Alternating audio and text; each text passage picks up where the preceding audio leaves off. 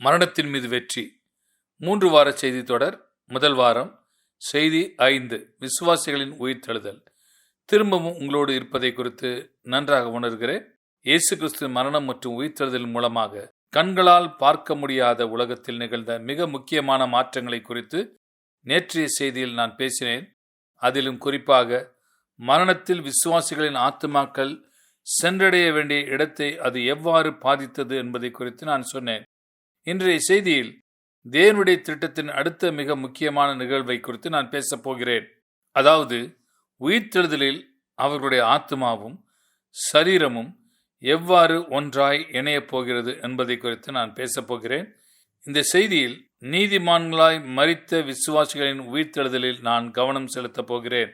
புதிய ஏற்பாட்டில் நீதிமான்களாய் மரிக்கிற விசுவாசிகளின் உயிர்த்தெழுதல் எப்பொழுதுமே இயேசு கிறிஸ்துவின் 2ஆம் வருகையோடு நெருக்கமாக தொடர்பு படுத்தப்பட்டு இருக்கிறது. வழக்கமாக இதை குறித்தும் கிரேக்க வார்த்தை பரூஷியா என்ற வார்த்தையாகும். பரூஷியா என்றால் பிரசன்னம் என்று அர்த்தம். ஒன்றை நாம் நினைவில் வைத்துக் கொள்ள வேண்டும். ஒருவர் கொஞ்ச காலம் வெளியே சென்று விட்டு திரும்பவும் வருகிறார் என்றால் அது அவருடைய மறு வருகையை சுட்டி காண்பிக்கிறது. ஆகையால் அதை மறுவருகை என்று சொல்லலாம். ஆனால் பிரசன்னமாகுதல் என்பதுதான் அதன் பிரதான அர்த்தம் என்பதை நாம் எப்பொழுதுமே நினைவில் வைத்துக் கொள்ள வேண்டும். இந்த நிகழ்வோடு தொடர்புடைய விதத்தில் பல வித்தியாசமான தீர்க்க தரிசனங்கள் சொல்லப்பட்டிருக்கின்றன. இயேசு கிறிஸ்துவின் மறு வருகையில் நிச்சயமாக என்ன நிகழப் போகிறது என்பதை குறித்து பலவிதமான புரிந்து கொள்ளுதல்களும் வியாக்கியானங்களும் செய்யப்படுகின்றன. என்னை பொறுத்தவரை நான் ஒரு எளிமையான கருத்தை சொல்கிறேன். பரூஷியா என்ற வார்த்தையின் அர்த்தத்தின் அடிப்படையில் அது சுருக்கமான ஒரே நிகழ்வாக இருக்க வேண்டும் என்ற அவசியமில்லை என்று தான் எனக்கு தெரிகிறது. அது ஒரு குறிப்பிட்ட காலகட்டத்திற்கு, அது பல வருடங்களாக கூட இருக்கலாம். அப்படி ஒரு காலகட்டத்திற்கு அது தொடர்ந்து நிகழக்கூடிய ஒரு நிகழ்வாக இருக்கக்கூடும். இதுதான் என் கருத்து. இந்த தலைப்பை குறித்த சர்ச்சைக்குரிய விவாதங்களுக்குள் நான் செல்லவில்லை. இயேசு கிறிஸ்துவின் 2ஆம் வருகையில் நிகழப்போவதாக நான் பார்க்கிற 5 முக்கியமான நோக்கங்களை குறித்து இங்கு நான் சொல்ல போகிறேன். 5 நோக்கங்களை நான் பார்க்கின்றேன். இந்த நோக்கங்கள் மட்டும்தான் என்று நான் இங்கு சொல்லவில்லை. நிச்சயமாக அப்படி சொல்லவில்லை. அது மட்டுமல்ல, நான் சொல்கிற இந்த ஒழுங்கில்தான், இந்த வரிசையில்தான் அவை நிகழும் என்றும் நான் சொல்லவில்லை. ஆக நிறைவேறப் போகிற 5 முக்கியமான நோக்கங்களை இங்கு சொல்கிறேன். 1, சபையை தன் மனவாட்டியாக தம்மோடு சேர்த்துக் கொள்வார். இஸ்ரவேலை ஒரு தேசமாக காப்பாற்றி ரட்சிப்பார். 3வது, சாத்தானையும் அந்தி கிறிஸ்துவையும் தோற்கடித்து வீழ்த்துவார். 4வது, மெய்தேவனை ஆராதித்து ஏற்றுக்கொள்ளாத புறஜாதி தேசங்களை நியாயந்தீர்ப்பார். 5வது, 1000 வருட அரசாட்சியை பூமியில் ஏற்படுத்துவார். இவற்றுக்குள் சில ஒன்றோடொன்று தொடர்புடையவை என்பது வெளிப்படையாக தெரிகிறது. சற்று முன் நான் சொன்னதை திரும்பவும் சொல்கிறேன். நான் பட்டியலிட்ட இதே வரிசையில்தான் இந்த சம்பவங்கள் நிச்சயமாக நிகழும் என்று நான் வலியுறுத்தி சொல்லவில்லை. நிச்சயமாக நான் அப்படி சொல்லவில்லை. அப்படி நினைப்பதற்கு ஏதோ ஒரு காரணம் இருந்தாலும் இது ஒரு தோராயமான வரிசைதான். இவை எல்லாவற்றையும் ஒருங்கிணைத்த நிகழ்வாக நீதிமான்களாய் மரித்த விசுவாசிகளின் உயிர்த்தெழுதல் நடக்கும். 1 தெசலோனிக்கேயர் 4ஆம் அதிகாரம் 13ஆம் வசனத்திலிருந்து 18ஆம் வசனங்களிலே பவுல் இதை விளக்கி சொல்கிறார். வெளிப்பாட்டினாலே அவர் இதை நம்முன் வைக்கிறார். 13ஆம் வசனம், அன்றியும் சகோதரரே, நித்திரையடைந்தவர்கள் நிமித்தம் நீங்கள் நம்பிக்கையற்றவர்களான மற்றவர்களைப் போல துக்கித்து அறிவில்லாதிருக்க எனக்கு மனதில்லை. இயேசுவானவர் மரித்து பின்பு எழுந்திருந்தார் என்று விசுவாசிக்கிறோமே, அப்படியே கிறிஸ்துவுக்குள் நித்திரையடைந்தவர்களையும் தேவன் அவரோடு கூட கொண்டு வருவார். கர்த்தருடைய வார்த்தையை முன்னிட்டு நாங்கள் உங்களுக்கு சொல்கிறதாவது, கர்த்தருடைய வருகை மற்றும் உயிரோடு இருக்கும் நாம் நித்திரை அடைந்தவர்களுக்கு முந்திக் கொள்வதில்லை. ஏனெனில் கர்த்தர் தாமே ஆரவாரத்தோடும் பிரதான தூதனுடைய சத்தத்தோடும் தேவ எக்காலத்தோடும் வானத்திலிருந்து இறங்கி வருவார். அப்பொழுது கிறிஸ்துவுக்குள் மரித்தவர்கள் முதலாவது எழுந்திருப்பார்கள். பின்பு உயிரோடு இருக்கிற நாமும் கர்த்தருக்கு எதிர்கொண்டு போக மேகங்கள் மேல் அவர்களோடு கூட ஆகாயத்தில் எடுத்துக்கொள்ளப்பட்டு இவ்விதமாய் எப்பொழுதும் கர்த்தருடன் கூட இருப்போம். ஆகையால் இந்த வார்த்தைகளினாலே நீங்கள் ஒருவரை ஒருவர் தேற்றுங்கள். இவை ஆறுதலின் வார்த்தைகள் என்பதை நாம் நினைவில் வைத்துக் கொள்ள வேண்டும். இவைகளை நாம் அப்படித்தான் ஏற்றுக்கொள்ள வேண்டும். இவைகள் குழப்பத்தின் வார்த்தைகள் அல்ல, மாறாக இவை ஆறுதலின் வார்த்தைகள். மரித்தோரின் உயிர்த்தெழுதல், அதாவது The Resurrection of the Dead என்ற தலைப்பில் நான் எழுதிய புஸ்தகத்திலிருந்து பவுல் இங்கே விவரித்திருக்கிற சம்பவத்தை சுருக்கமாக கோடிட்டு காண்பித்திருக்கின்றேன். என்னுடைய புஸ்தகத்திலிருந்து நான் அதை வாசிக்கப் போகிறேன். 65ஆம் பக்கம். கிறிஸ்தவ விசுவாசிகளை ஆறுதல் படுத்துவதுதான் பவுல் இங்கே எழுதிய போதனையின் பிரதானமான நோக்கமாய் இருக்கிறது. இவர்கள் மிகவும் நேசித்த மற்ற கிறிஸ்தவர்கள் உறவினர்கள் மரித்ததினாலே உண்டான துக்கத்திற்கு ஆறுதலான வார்த்தைகளாய் இவை இருந்திருக்கின்றன. மரித்த கிறிஸ்தவர்களை நித்திரை அடைந்திருக்கிறார்கள் என்று இவர் சொல்லியிருக்கிறார். இன்னும் தெளிவாக கிறிஸ்துவுக்குள் நித்திரடைந்திருக்கிறார்கள் என்று இவர் சொல்லியிருக்கிறார். பவுலின் இந்த ஆறுதல் செய்தி இந்த விசுவாசிகளும் மற்ற எல்லா உண்மையான விசுவாசிகளும் உயிர்த்தெழ செய்யப்படுவார்கள் என்ற நிச்சயத்தின் அடிப்படையில் அமைந்திருக்கிறது. உயிர்த்தெழுதலின் இந்த நிகழ்வை குறித்து பவுல் தரும் மெய்யான படம் பின்வரும் விதத்தில் வெளிப்படுத்தப்பட்டிருக்கிறது. முதலில் இந்த உயிர்த்தெழுதல் நிகழ்வில் 3 முக்கியமான சத்தங்கள் திடீரென்று பகிரங்கமாக எழுதப்பட்டிருக்கின்றன. முதல் சத்தம் கர்த்தராகிய இயேசு கிறிஸ்துவின் ஆரவார சத்தமாக இருக்கும். இது யோவான் 5ஆம் அதிகாரம் 28ஆம் 29ஆம் வசனங்களிலே இயேசு கிறிஸ்து பேசின வார்த்தைகளுக்கு ஒத்திருக்கிறது. பிரேத குழிகளுள்ள அனைவரும் அவருடைய சத்தத்தை கேட்கும் காலம் வரும், அப்பொழுது நன்மை செய்தவர்கள் ஜீவனை அடையும்படி எழுந்திருக்கிறவர்களாயும் தீமை செய்தவர்கள் ஆக்கினை அடையும்படி எழுந்திருக்கிறவர்களாயும் புறப்படுவார்கள். கிறிஸ்துவின் சத்தத்திற்கு மட்டுமே மரித்தவர்களை அவர்களுடைய கல்லறைகளிலிருந்து அழைக்கிற உயிர்த்தெழ செய்கிற வல்லமை இருக்கிறது. ஆனாலும் இந்த குறிப்பிட்ட தருணத்தில் நீதிமான்களாய் மரித்தவர்கள் மட்டுமே அவர் அழைக்கிறார், உயிர்த்தெழ செய்கிறார். அதாவது கிறிஸ்துவின் மீதுள்ள விசுவாசத்தில் மரித்தவர்களை மட்டுமே அவர் உயிர்த்தெழ செய்கிறார். பிந்திய காலகட்டத்தில் தான் அநீதிமான்களாய் மரித்தவர்கள் அழைக்கப்படுவார்கள், உயிர்த்தெழ செய்யப்படுவார்கள். அதே நேரத்தில் அடுத்ததாக பிரதான தூதனுடைய சத்தமும் தேவனுடைய எக்கால சத்தமும் அங்கே இந்த நேரத்திலே கேட்கின்றன.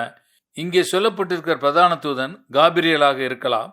இந்த பூமியில் வாழும் மனுஷனுடைய விவகாரங்களில் இனி தேவன் தலையிட்டு செய்ய போகிற காரியங்களை அறிவிக்க வேண்டிய விசேஷமான ஊழியம் அவனுடையதாக இருக்கிறபடியால் இது காபிரியலாக இருக்க வேண்டும் என்பது போலதான் தெரிகிறது. வேதாகமம் முழுவதும் வாசிப்பீர்கள் என்றால் ஒரு முக்கியமான இக்கட்டான நேரத்தில் கர்த்தருடைய ஜனங்களை ஒன்று கூட்டி சேர்க்கும் நோக்கத்தில் தான் எக்காலம் முக்கியமாக பயன்படுத்தப்பட்டிருக்கிறது. ஆக இந்த நேரத்தில் எக்கால சத்தம் என்பது கர்த்தருடைய ஜனங்கள் எல்லோரையும் அவரோடு ஒன்றாய் சேர்ப்பதற்கான அடையாளமாக இருக்கும். அவர்களை சந்திக்கும்படி பரலோகத்திலிருந்து அவர் இறங்கி வருகிற நேரத்தில் இது நடக்கும். அடுத்தது, இந்த பூமியில் 2 முக்கியமான நிகழ்வுகள் அடுத்தடுத்து தொடர்ந்து துரிதமாக நடக்கும். முதலில் கிறிஸ்துவை விசுவாசித்து மரித்த எல்லா உண்மையான விசுவாசிகளும் உயிரோடு எழுப்பப்படுவார்கள். இரண்டாவது, அந்த நேரத்தில் இந்த பூமியில் உயிரோடு இருக்கிற எல்லா உண்மையான விசுவாசிகளும் இயற்கைக்கு அப்பாற்பட்ட ஒரு மாற்றத்தை தங்களுடைய சரீரங்களிலே உடனடியாக அந்த கணமே பெற்றுக்கொள்வார்கள். அதற்கு பிறகு இந்த இரு கூட்ட விசுவாசிகளும், அதாவது உயிரோடு எழுப்பப்பட்ட விசுவாசிகளும் மரிக்காமல் தங்களுடைய சரீரங்களிலே மாற்றத்தை பெற்றுக்கொண்ட விசுவாசிகளுக்கும் ஒரே கூட்டமாய் இந்த பூமியிலிருந்து ஆகாயத்திற்குள் இயற்கைக்கு அப்பாற்பட்ட வல்லமையினாலே ஒரு கணப்பொழுதிலே துரிதமாய் எடுத்துக்கொள்ளப்படுவார்கள். அங்கே அவர்கள் மேகங்களுக்குள் ஏற்றுக்கொள்ளப்படுவார்கள். இந்த மேகங்களுக்குள் அவர்கள் தங்களுடைய கர்த்தரோடும் ஒருவர் மற்றவரோடும் ஒன்றாய் இணைக்கப்படுவார்கள். அதற்கு பிறகு கர்த்தரும் அவராலே மீட்கப்பட்ட விசுவாசிகளும் என்றென்றுமாய் ஒன்றோடு இணைந்திருப்பார்கள். அது ஒரு பரலோக ஐக்கியமாயிருக்கும். இந்த இணக்கத்தையும் ஒத்திசைவையும் எதினாலும் முறிக்க முடியாது. இந்த நிகழ்வை பவுல் திரும்பமாக 1 கொரிந்தியர் 15ஆம் அதிகாரம் 51ஆம் 52ஆம் வசனங்களில் எழுதியிருக்கிறார். இதை குறித்து மரித்தோரின் உயிர்த்தெழுதல், the resurrection of the dead என்ற என்னுடைய புத்தகத்தில் எழுதியிருக்கிறேன். இப்பொழுது நாம் இந்த வசனங்களை வாசிப்போம். இதோ ஒரு ரகசியத்தை உங்களுக்கு அறிவிக்கிறேன். நாம் எல்லாரும் நித்திரை அடைவதில்லை, அதாவது நாம் மரிப்பதில்லை. நித்திரை என்ற வார்த்தை வேத வசனத்தில் விசுவாசத்தில் மரித்தவர்களை குறிப்பதற்காகவே மட்டுமே பயன்படுத்தப்பட்டு இருக்கிறது. இதை நான் இந்த இடத்தில் சுட்டி காண்பிக்க விரும்புகிறேன். விழித்து எழுந்திருப்பதை குறித்து இது பேசுவதால் நாம் எல்லோரும் நித்திரை அடைவதில்லை. ஆகிலும் கடைசி எக்காலம் துணிக்கும் பொழுது ஒரு நிமிஷத்திலே, ஒரு இமைப்பொழுதிலே நாம் எல்லாரும் மறுரூபமாக்கப்படுவோம். எக்காலம் துணிக்கும் பொழுது அப்பொழுது மரித்தோர் அழிவில்லாதவர்களாய் எழுந்திருப்பார்கள். அதாவது அந்நேரத்தில் உயிரோடு இருக்கிற நாமும் மறுரூபமாக்கப்படுவோம். இது ஒரு திடீர் திடுப்பமாக நம்மை உற்சாகப்படுத்துவதன் உச்சிக்க கொண்டு செல்லும் ஒரு நிகழ்வாக இருக்கப் போகிறது. ஒரு இமைப்பொழுதிலே என்ற வார்த்தைகள் எனக்கு ரொம்பவும் பிடித்திருக்கிறது. ஒரு இமைப்பொழுதிலே என்றால் கண் இமைக்கும் அந்த ஒரு கணத்திலே விசுவாசிகளாகிய நீங்களும் நானும் வழக்கமாக நாம் ஒருவரை ஒருவர் பார்த்து கொண்டிருப்பது போலவே அப்பொழுது நாம் ஒருவரை ஒருவர் பார்த்து கொண்டிருப்போம். அந்த நேரத்தில் பிரகாசமான ஒளி வீசி ஒரு கணம் நம்முடைய கண்களை சிமிட்டும்படி செய்யும். நம் கண்களை மூடி திறக்கிற அந்த நேரத்தில் நாம் ஒருவரை ஒருவர் முற்றிலும் வித்தியாசமான விதத்தில் பார்ப்போம். அந்த ஒரு கணப்பொழுதில் தேவனுடைய இயற்கைக்கு அப்பாற்பட்ட வல்லமையினாலே நம்முடைய மாம்ச சரீரங்கள் முற்றிலும் உருமாற்றப்படும். முற்றிலும் வித்தியாசமான ஒரு சரீரத்தை உடையவர்களாய் நாம் இருப்போம். உண்மையான விசுவாசி ஒவ்வொருவருக்கும் முன்பாக அந்த மகிமையான நம்பிக்கை தான் இருக்கிறது. பல்வேறு இடங்களில் இயேசு கிறிஸ்து தம்முடைய இரண்டாம் வருகையை ஒரு திருடன் எப்படி வருவானோ அதோடு ஒப்பிட்டு பேசியிருக்கிறார். எடுத்துக்காட்டிற்கு வெளிப்படுத்தின விசேஷம் 16ஆம் அதிகாரம் 15ஆம் வசனத்தில் அவர் இவ்வாறாக சொல்லியிருக்கிறார், இதோ திருடனைப் போல வருகிறேன். மத்தேயு 24ஆம் அதிகாரம் 42-43 வசனங்களிலே அவர் தம்முடைய சீஷர்களிடம் பேசுகிறார், உங்கள் ஆண்டவர் இன்ன நாளிலே வருவார் என்று நீங்கள் அறியாதிருக்கிறபடினாலே விழித்திருங்கள். திருடன் இன்ன ஜாமத்தில் வருவான் என்று வீட்டெஜமான் அறிந்திருந்தால் அவன் விழித்திருந்து தன் வீட்டை கன்னமிட விடமாட்டான் என்று அறிவீர்கள். தம்முடைய இரண்டாம் வருகைக்கும் ஒரு திருடன் வருகிற விதத்திற்கும் இடையே ஒரு தொடர்பு இருக்கிறது என்று இயேசு கிறிஸ்து திரும்ப திரும்ப சுட்டி காண்பிப்பதை நாம் பார்க்கிறோம். இது 1 தெசலோனிக்கேயர் 4ஆம் அதிகாரத்தில் பவுல் பயன்படுத்தின வார்த்தைக்கு ஒத்திருப்பதை நாம் பார்க்க முடியும். 17ஆம் வசனம், நாமும் அவர்களோடு கூட ஆகாயத்தில் எடுத்துக்கொள்ளப்படுவோம். ஹர்பசோ என்ற கிரேக்க வினைச்சொல் இங்கு பயன்படுத்தப்படுகிறது. இந்த வார்த்தை புதிய ஏற்பாட்டில் பல்வேறு இடங்களிலும் பயன்படுத்தப்படுகிறது. எடுத்துக்காட்டிற்கு அப்போஸ்தலர் நடபடிகள் 8ஆம் அதிகாரம் 39ஆம் வசனத்தை வாசிப்போம். கர்த்தருடைய ஆவியான பிலிப்பை கொண்டு போய்விட்டார். ஆங்கிலத்தில் The Spirit of the Lord snatched Philip away என்று வருகிறது. கொண்டு போய் விட்டார் என்பதற்கு snatched away என்ற வார்த்தை பயன்படுத்தப்பட்டிருக்கிறது. திடீரென்று எத்தியோப்பிய மந்திரியின் பார்வையிலிருந்து பிலிப்பு காணாமல் போய்விட்டான். அப்பொழுதுதான் பிலிப்பு அவனுக்கு தண்ணீர் முழுக்கு ஞானஸ்நானம் கொடுத்திருந்தான். ஆவியானவர் பிலிப்பை திடீரென்று தூக்கி கொண்டு போய்விட்டார். அந்த மந்திரியும் தன் வழியே போனான். ஆனால் பிலிப்புவை அங்கே பார்க்க முடியவில்லை. இதற்கு snatched away என்ற ஆங்கில வார்த்தை பயன்படுத்தப்பட்டிருக்கிறது. தமிழில் கொண்டு போய்விட்டார் என்று வருகின்றது. யோவான் 10ஆம் அதிகாரம் 12ஆம் வசனத்திலே ஆடுகள் மத்தியில் ஓநாய் செய்கிற வேலையை குறித்து சொல்லப்பட்டிருக்கிறது. ஓநாய் ஆடுகளை பீறி அவைகளை சிதறடிக்கும். ஆங்கிலத்தில் இது wolf snatched the sheep என்று வருகிறது. ஹர்பசோ என்ற இந்த வார்த்தை தான் இங்கும் பயன்படுத்தப்பட்டிருக்கிறது. வழியோரம் விதைக்கப்பட்ட விதைகள் பறவைகள் பச்சித்து விடுகின்றன என்பதை குறித்து மத்தேயு 13ஆம் அதிகாரம் 19ஆம் வசனம் சொல்கிறது. பொல்லாங்கன் வந்து அவன் இருதயத்தில் விதைக்கப்பட்டிருக்கிறதை பறித்து கொள்கிறான். அக்கினியிலிருந்து சிலரை இழுத்து விடுவதை குறித்து snatching the people out of fire யூதா 23ஆம் வசனத்தில் சொல்லப்பட்டிருக்கிறது. அதே வார்த்தை தான் இந்த ஒவ்வொரு வசனத்திலும் பயன்படுத்தப்பட்டிருக்கிறது. இந்த எல்லா வேத வசனங்களையும் ஒன்றாய் சேர்த்து வைத்து பார்ப்போம் என்றால் இயேசு வரும்பொழுது என்ன நடக்கப் போகிறது என்பதை குறித்து ஒரு தெளிவான படம் நமக்கு கிடைக்கும். ஹர்பசோ என்ற கிரேக்க வினைச்சொல் தான் அது பறித்து கொள்வதை இது குறிக்கிறது. இது ஒரே இழப்பில் பலவந்தமாய் பறித்து கொள்வதை குறிக்கிறது. இது துரிதமாய் கண்ணிமைக்கும் நேரத்தில் நிகழும் ஒரு நிகழ்வாகும். இது வெகு சீக்கிரமாய் நடந்து முடியப் போகிற ஒரு நிகழ்வாக இருக்கிறது. ஒரு திருடன் எவ்வாறு ஒன்றை பறித்து கொண்டு திரும்பி பார்க்காமல் வேகமாய் ஓடுகிறானோ அதை காட்டிலும் வேகமாய் கண்ணிமைக்கும் நேரத்திலே இயேசு கிறிஸ்து வருவார்.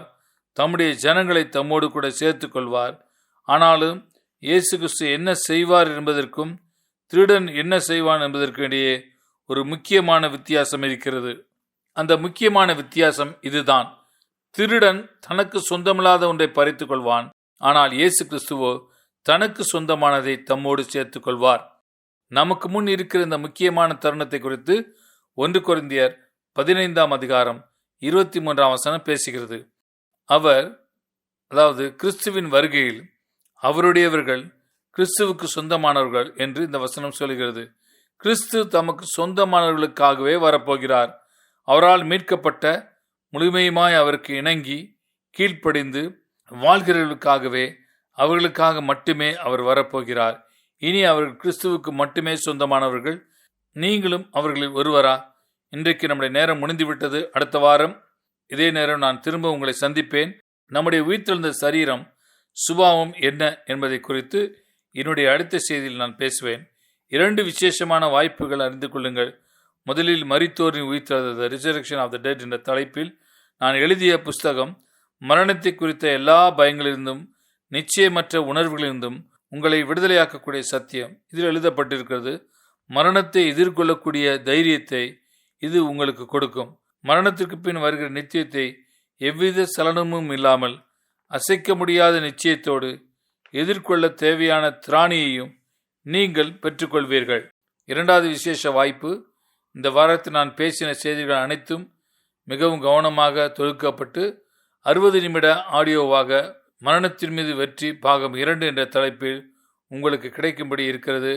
தொடர்ந்து கேட்டு அதன் விவரங்களை அறிந்து கொள்ளுங்கள். ஆமேன்.